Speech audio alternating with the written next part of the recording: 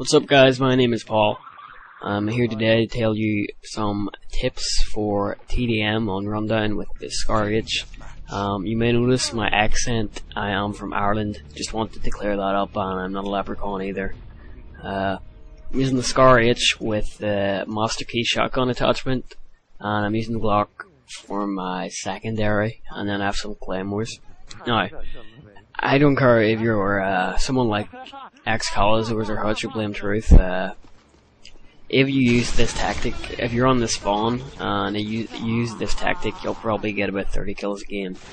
All you really need is good aim and pretty good eyesight, I guess. This building here, some call it camping, but you know, I get a lot of kills in this game. I almost get 3/4 of my team's kills, so you know, if I'm getting that just sitting here picking people off, then I don't feel the need to move. If you're getting kills, by all means stay there. And patrolling back and forth here. With the Scar H, you want to burst it. You really don't want to go full auto because it does have a bit of a kick. But you can fire one bullet at a time with this gun because it really doesn't tend to have the biggest fire rate in the world. But you want to cover all your left and rights, all that stuff, plant claymores. I think claymores are the best attachments. You can have up to equipment.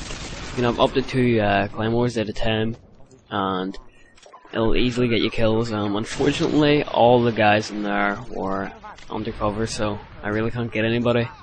But luckily for me, some guy pops his head out, easy headshot. So these guys do not get the point that they won't get me from there. Call my Harriers in, and I'm running with the Predator, Harrier Strike, and Pavement setup. Little information about the Scar H. It is actually an assault rifle in real life, and it has 2 variants: the Scar H and the Scar L. H is for heavy, L is for light. In the game, it does, I believe, 30 to 40 damage per bullet. Don't quote me on that; it may be a bit higher, but roughly it does something around that. Meaning it will take 2 to 3 bullets to kill someone, depending on where they hit them. If you hit them in the head, it'll take 2, and then anywhere else it'll take 3, I believe. But yeah, it's a pretty effective gun. I really would recommend it to anybody. It's a nice supportive rules, picking people off. And as I said there, I'm covering all my routes up with the claymores. And I look at my score here. Usually I'll get really aggressive once I went past all my kill streaks. Like, for example, if I had a Pavlo as my highest kill streak, I'd get the Pavlo and then I'd rush really hard, but I've noticed I'm getting kills just as fast as my kill streaks are, so why move? You'll see a bit of the Master Key shotgun here, and yes, it's called Master Key. That's probably the only footage you'll see of it in this game, but I really wish I could have used it more. The host rage quits here, and I know we all hate when that happens to us, but gotta move on with it. So we're waiting on the host here, and my people is going to work. One of the things I really do hate about the host migration is when it's counting down, that actually takes time off your kill streak. So if you have a chopper gun or an AC-130 up in the air, that'll mean you'll be losing like 5 seconds off that. It really sucks, but yeah. So again, just covering all my entrances. I think they're spawning there, so I turn around, and here's a tip for you guys. Where your team is, the enemy team is usually on the other side of the map, so look where I am, and the exact opposite of that is where the enemy is. I know it may be hard to locate them exactly, but you get a rough idea. I hear a guy with my headset here. I think Hutch said on the top 10 for the win Call of Duty tips, you really do want to buy a headset. I mean, I think Turtle Beach are retailing some headsets for, you know, extremely cheap. And I'd recommend picking one up, as it really does improve your game. I mean, it brings a subpar player to a good player, in my opinion. Just utilizing the sound system in this game, and Infinity Ward really have done a tremendous job with the sound system, as they have in Call of Duty 4, and then Treyarch brought it over the World at War.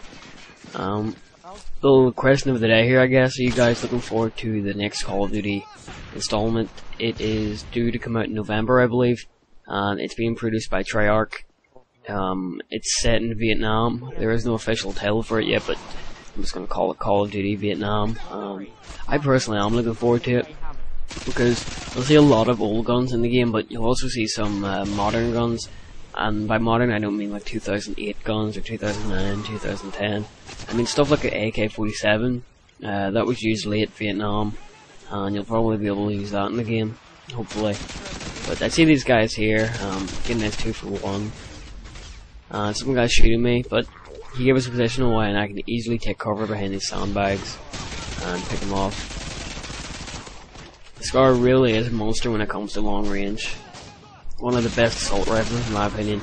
I think the best assault rifle would be the ACR. And I was really disappointed with Infinity Ward's AK-47. I mean, in my opinion, it's completely nerfed. It has way too much recoil compared to Call of Duty 4, and I think the Call of Duty 4 skin looked a bit better, but that's just up to personal preference, I guess. I call my Harriers in, and I'm really just abusing the Claymores, but you know, I see I'm a 30-1, so I'm like, why not? I get my Pavlo. If you didn't know, there used to be a glitch where your Pavlo didn't add towards your kill streak, but now it does, so that's pretty cool. I reckon I could have got a lot more kills if I had like a chopper going on, but in my opinion, I know you guys on Machinima don't want to watch me mowing down people with the chopper gunner. In my opinion, that's boring, and really there isn't a strategy for a chopper gunner, whereas strategically positioning yourself is a bit more interesting, dare I say. But you know, to do good at this game, all you really need is some patience. A lot of you guys seem to be rushing, from what I see of the gameplays. In this game, rushing is it's kind of treated harshly. You'll get punished for it, in a sense. Like if you're running in enemy spawn, you could have got away with that in Call of Duty 4, but really you're not getting it in this game.